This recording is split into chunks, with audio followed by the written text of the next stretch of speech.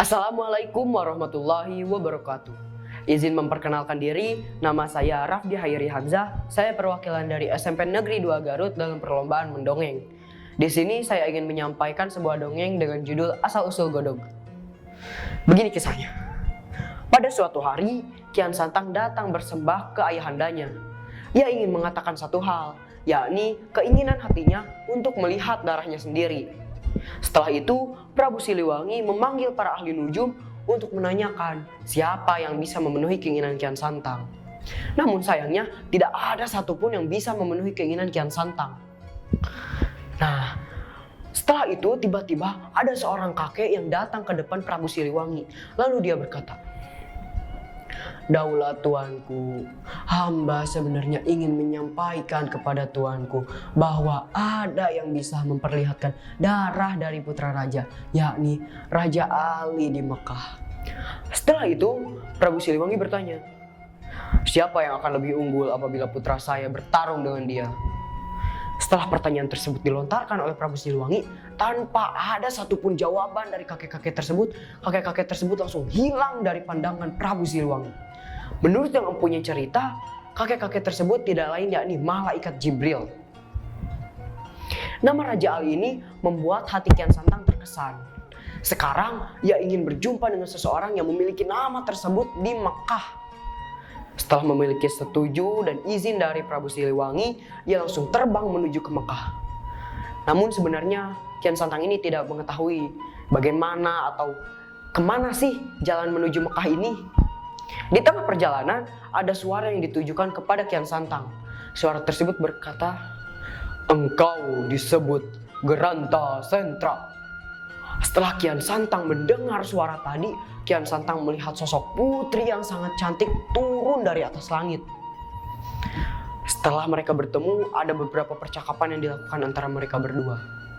Lalu putri tadi meminta kepada Kian Santang untuk diambilkan bintang-bintang yang ada di langit. Setelah permintaan tersebut dilontarkan kepada Kian Santang, putri tadi langsung menghilang dari pandangan Kian Santang. Dikarenakan Kian Santang ini ingin sekali memenuhi keinginan putri yang tadi, Kian Santang langsung terbang menuju ke langit dengan maksud hati ingin memilih bintang. Namun anehnya, bintang tersebut malah terbang semakin jauh ke arah langit. Tapi Kian Santang ini tidak menyerah. Dia terus-menerus mengejar bintang-bintang tersebut sampai akhirnya dia tiba di langit Mekah.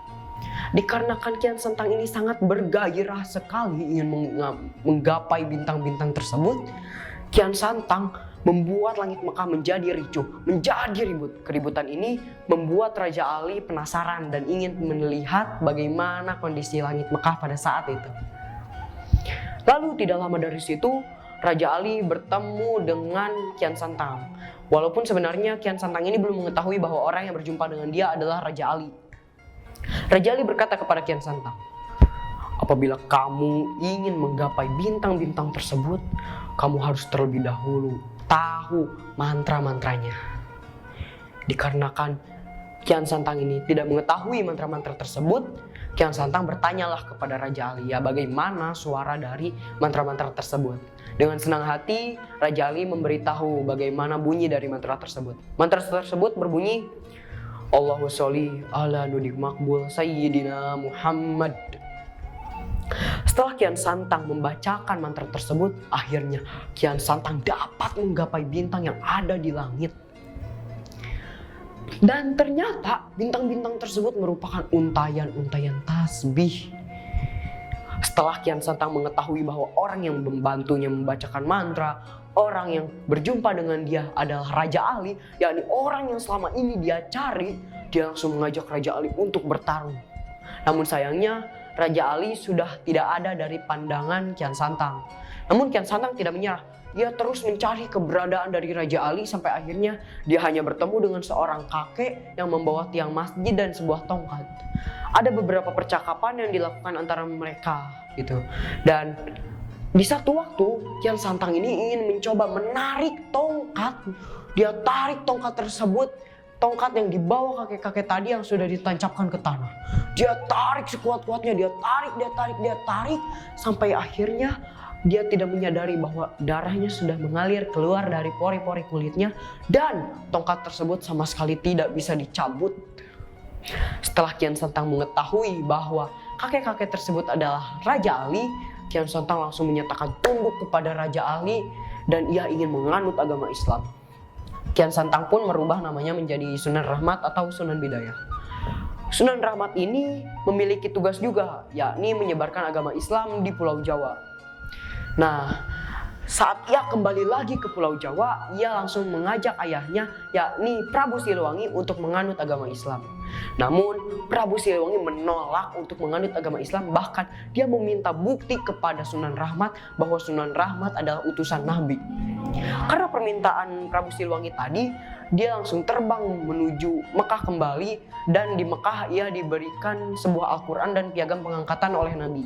Setelah itu, dia kembali lagi ke Pulau Jawa dan mengajak lagi kepada Prabu Siliwangi untuk menganut agama Islam. Nah, sayangnya Prabu Siliwangi ini tetap menolak secara keras untuk menganut agama Islam. Bahkan dia mengajak para pengawal-pengawalnya untuk kabur ke tengah hutan belantara. Di tengah hutan, dia berubah menjadi berbagai macam harimau beserta pengawal-pengawalnya. Kerajaannya juga berubah menjadi hutan belantara dalam waktu yang sangat cepat. Sementara itu, Kian Santang tetap menyiarkan agama Islam di Pulau Jawa. Ia merubah masyarakat di Batu Layang, Lebak Agung, Lebak Wangi, Curug Godog, Curug Sempur, dan Padusunan menjadi penganut agama Islam. Di waktu itu juga, Kian Santang ini menikahlah dengan seorang perempuan yang bernama Nyi Pugerwangi yang berasal dari Lebak Wangi. Mereka dikaruniai 2 anak laki-laki kembar, dan sayangnya Nyi Pugerwangi harus meninggal dunia setelah melahirkan kedua anaknya tadi. Di tengah-tengah kesedihan diangkat Nyi Pugerwangi oleh Allah Subhanahu wa Ta'ala, Kian Santang terus-menerus menyiarkan agama Islam di Pulau Jawa, terutama di Karangserang, Cilageni, Dayuh Handap, Dayuh Manggung, Cimalati, Cikupa, Cikaso, Haur Panggung, dan Cihaur Beti. Nah, di satu waktu dia harus kembali lagi ke kota Mekah. Saat dia mau kembali lagi ke Pulau Jawa, dia dibekali tanah Mekah yang dimasukkan ke dalam peti, dan di dalam peti tersebut juga diletakkan pula buli-buli yang berisi air Zam-Zam. Sebagai tambahan, dia juga diberi kuda sembrani oleh Ratu Jin dan Jabal Qop. Alkisah, apabila peti tersebut bergoyang di tanah Mekah, itu merupakan tanda bahwa Sunan Rahmat atau Kian Santang tadi harus berhenti dan bermukim pula di tempat tersebut. Dan ada beberapa orang yang mengatakan bahwa peti tersebut bergoyang di Godog. Otomatis Sunan Rahmat atau Kian Santang ini harus bermukim pula di Godog sampai akhirnya dia meninggal dunia dan harus dikuburkan pula di Godog, Karangpawitan, Kabupaten Garut.